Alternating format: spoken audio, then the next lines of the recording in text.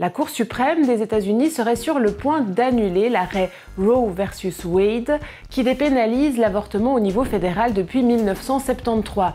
C'est ce qu'a révélé le site Politico. Cela ne signifie pas que l'avortement serait complètement supprimé, mais à quel point est-il menacé aux États-Unis et qu'en est-il en Suisse ? L'avortement n'est pas inscrit dans la Constitution américaine, c'est une jurisprudence de 1973 qui dépénalise l'avortement jusqu'à la 23e semaine de grossesse environ.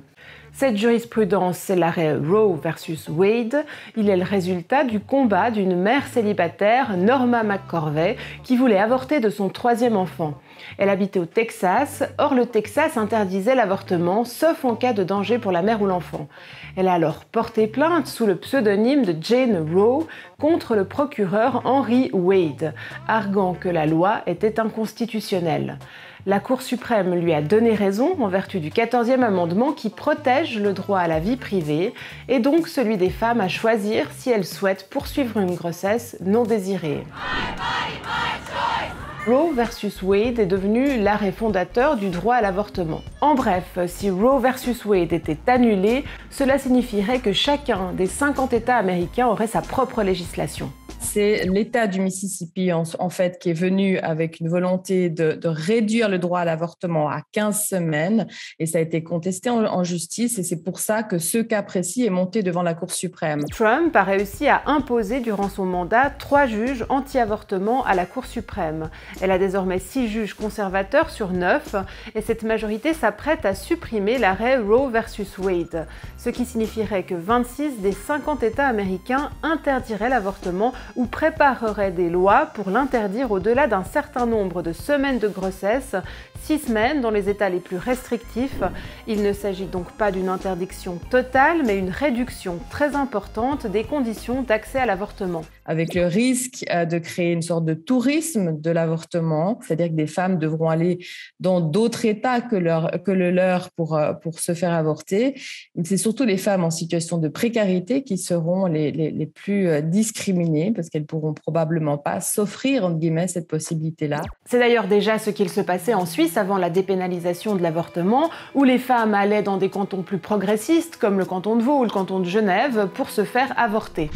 Depuis 2002, une personne peut avorter jusqu'à 12 semaines après ses dernières règles. Elle doit tout de même faire une demande par écrit et invoquer une situation de détresse. Trax, tu viens ?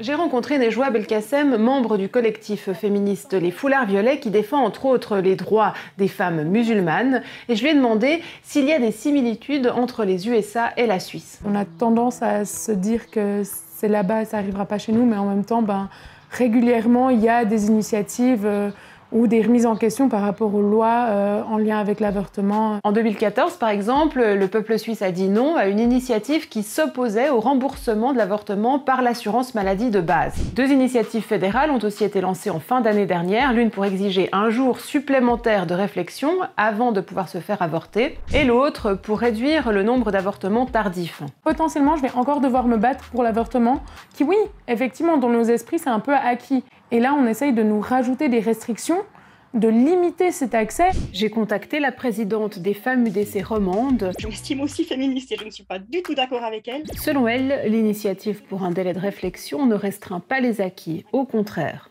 Le délai de 12 semaines reste, et les conditions d'accès à l'avortement restent, absolument tout reste. Il y a simplement un jour de réflexion. Je rappelle que des pays qui sont toujours cités par les pseudo-féministes comme des pays qui sont des exemples en la matière, par exemple les Pays-Bas ou le Royaume-Uni, ils ont instauré ce délai de réflexion.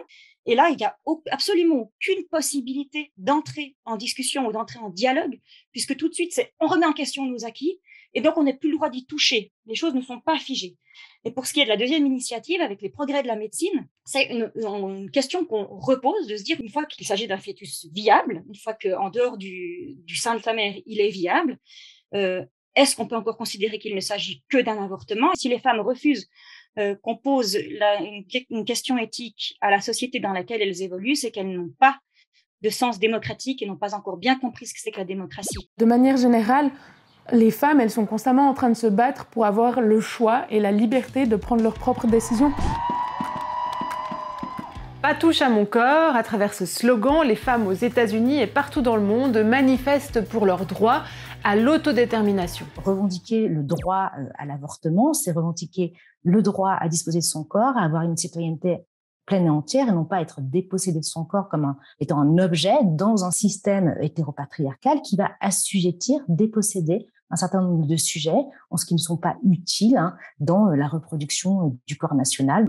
Ça invite également à rappeler que certaines personnes ne disposent toujours pas aujourd'hui librement du droit à disposer de leur corps et je pense notamment par exemple, c'est pas exclusif, mais aux personnes trans qui sont toujours aujourd'hui largement traitées comme des citoyens ou citoyennes de second rang et donc on voit bien que la remise en cause de ces droits, c'est vraiment une façon de réaffirmer les structures oppressives du système hétéropatriarcal. Depuis 1994, 3 pays, la Pologne, le Salvador, le Nicaragua, ont durci leurs lois sur l'avortement alors que plus d'une cinquantaine ont rendu l'avortement plus accessible. Il est largement légal pour près de 60% des femmes dans le monde. C'est dans les pays en développement que l'accès à l'avortement reste le plus restreint.